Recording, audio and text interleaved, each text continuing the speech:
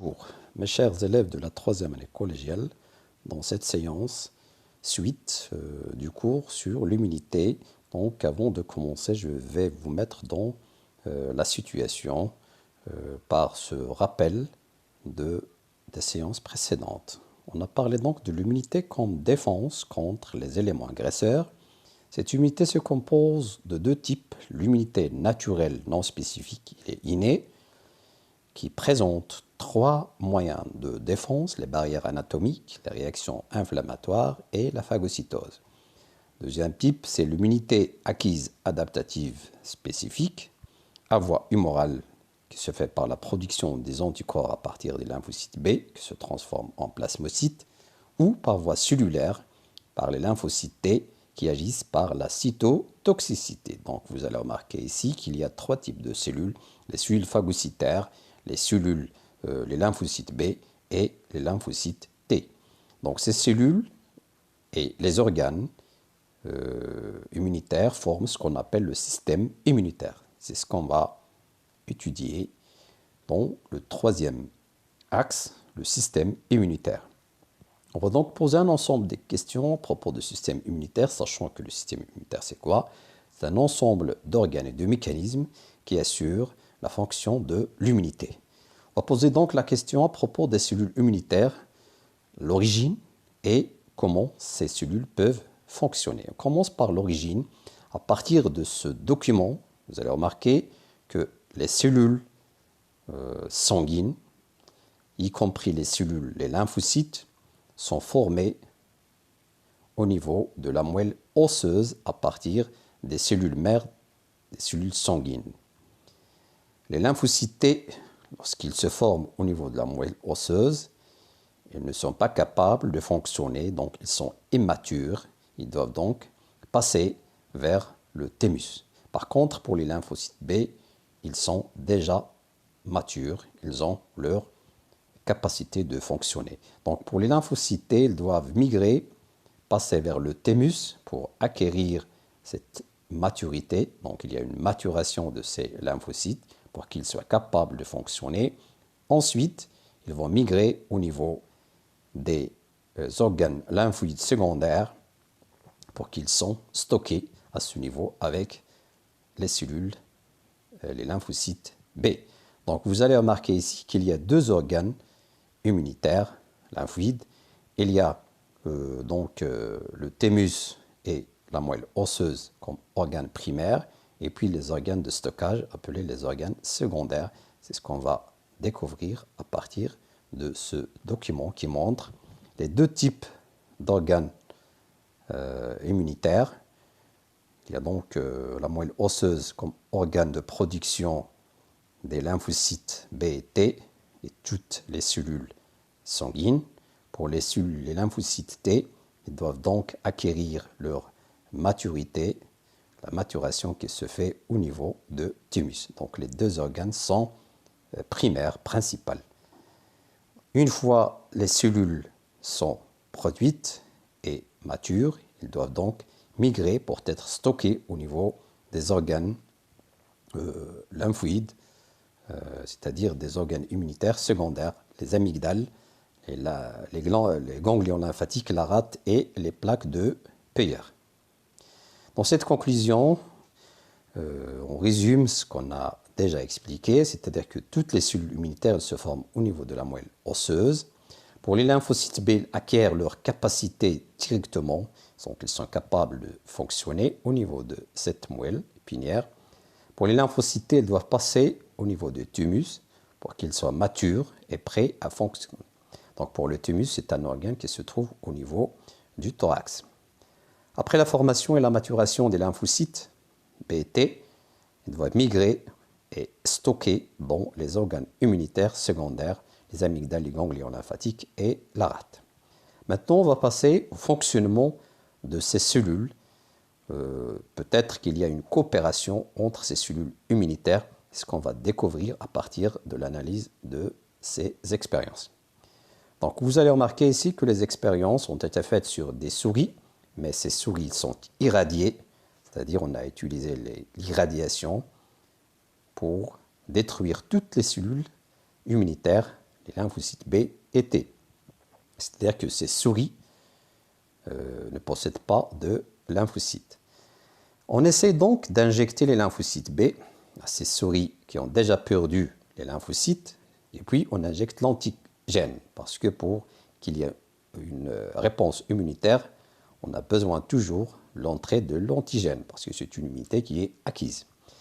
Vous allez remarquer qu'il n'y a pas de production d'anticorps, sachant que les lymphocytes B, normalement, ils produisent des anticorps. Donc pour la conclusion, les lymphocytes B seuls sont incapables de produire des anticorps après l'entrée de l'antigène. On va essayer avec les lymphocytes T seuls, après l'injection de l'antigène, aussi pas de production d'anticorps, c'est-à-dire que les lymphocytes T ne peuvent pas produire. Déjà, les lymphocytes T ne produisent pas des anticorps. Dans la troisième expérience, on essaye de les associer, lymphocytes B et T.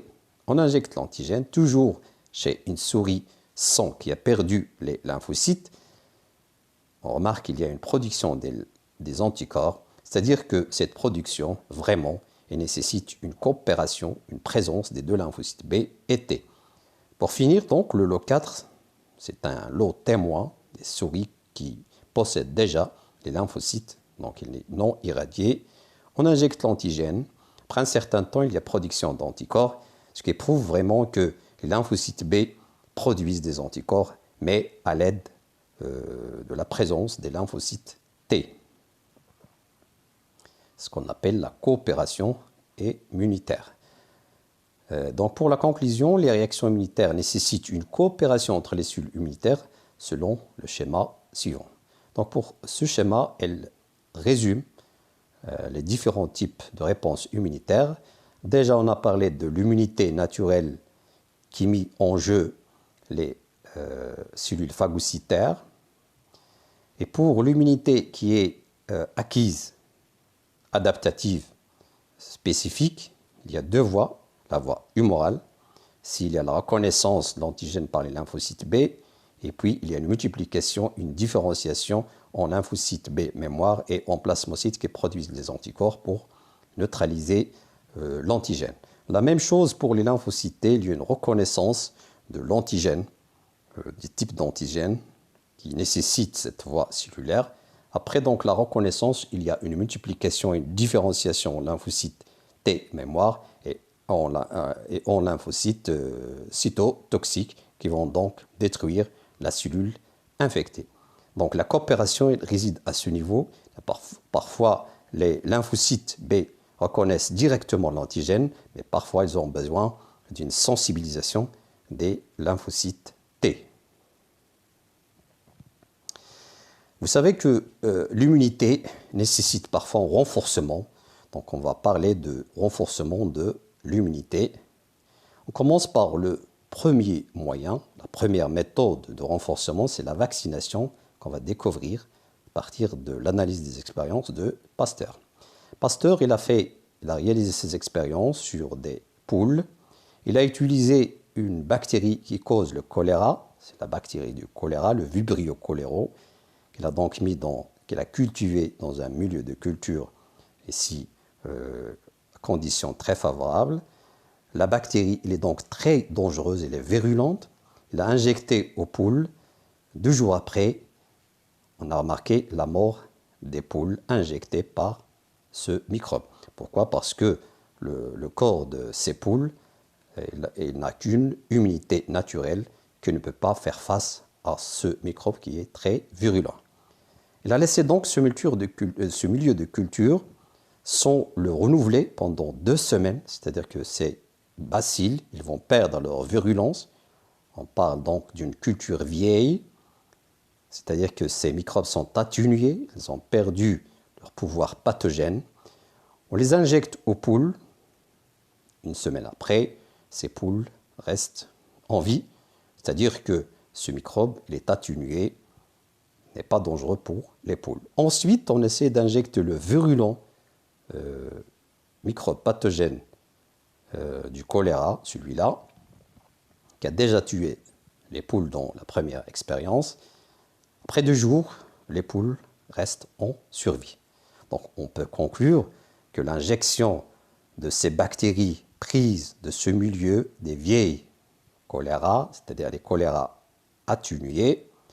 Ils ont donc déclenché une immunité, une réponse immunitaire dans le corps des poules qui a fait face à la virulence de le microbe pathogène du choléra. Donc ici, on parle de la vaccination, du principe de la vaccination. Vous avez remarqué ici que l'injection des bactéries du choléra issues de la vieille culture, elles sont atténuées, elles ont perdu leur pouvoir pathogène. Cette injection, elle a immunisé, donc l'acquisition de l'immunité, le corps des poules contre la bactérie virulente, très dangereuse, du choléra. C'est le principe de la vaccination. Donc, à partir de ce graphique, on va découvrir les caractéristiques de la vaccination.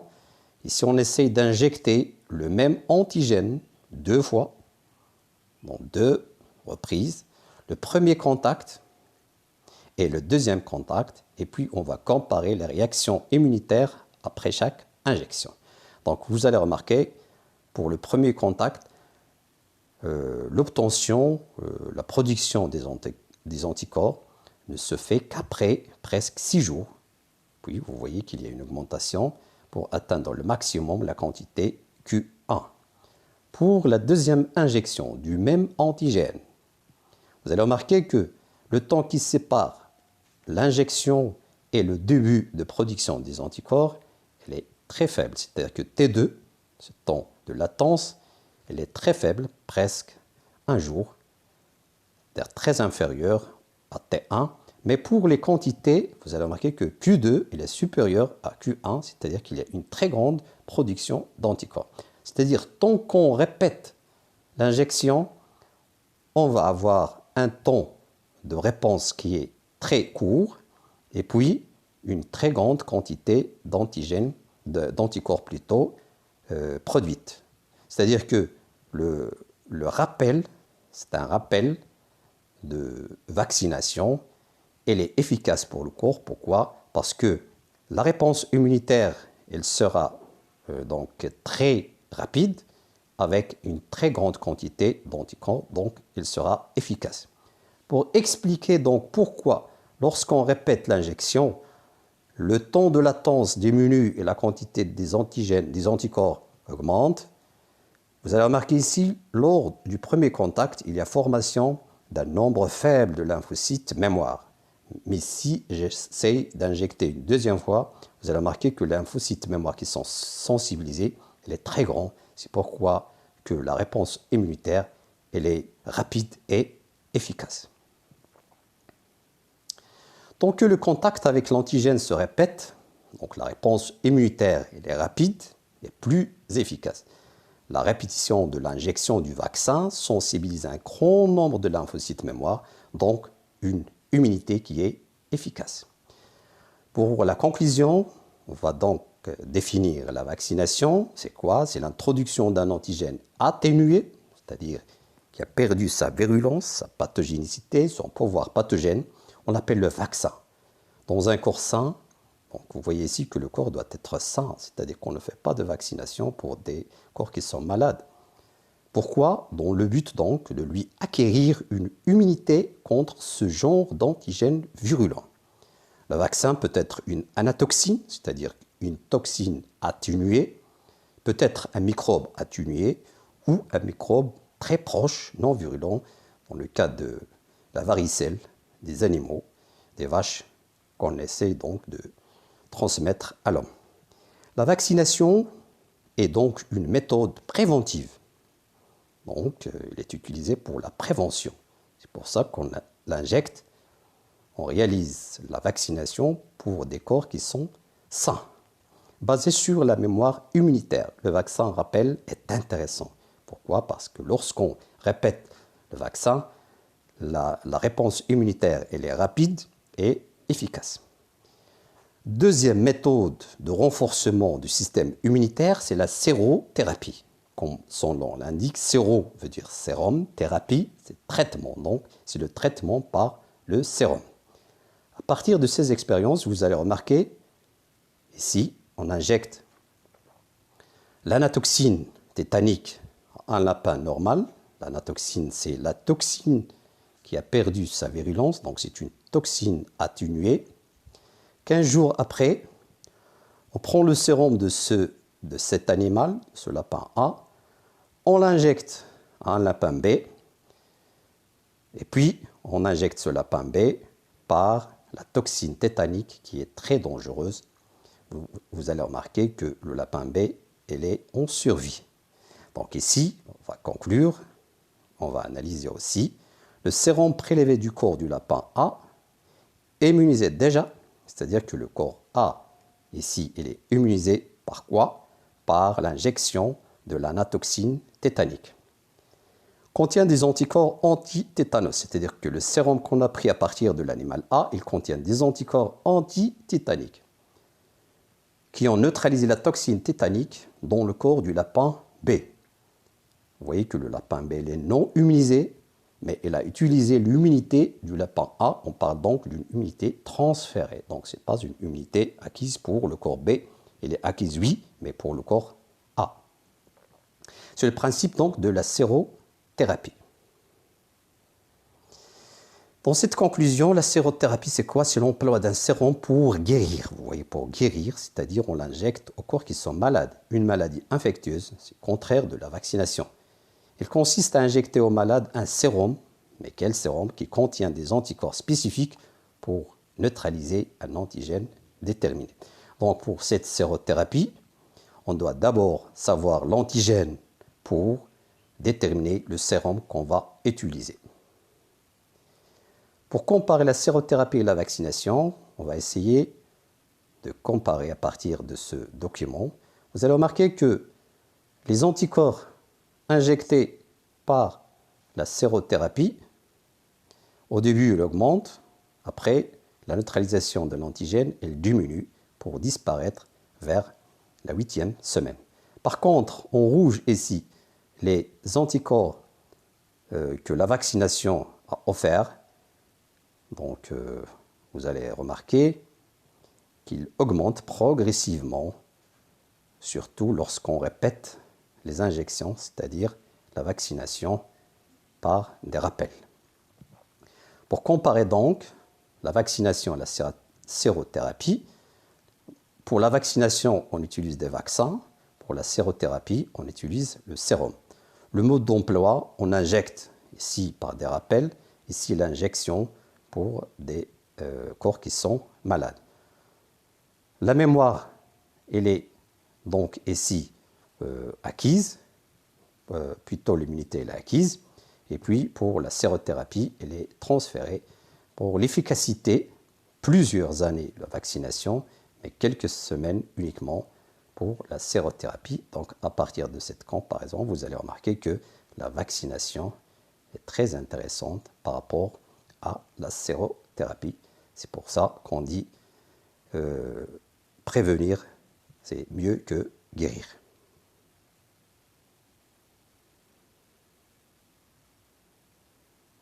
Les autres méthodes, c'est-à-dire pour renforcer le corps, on a l'asepsie.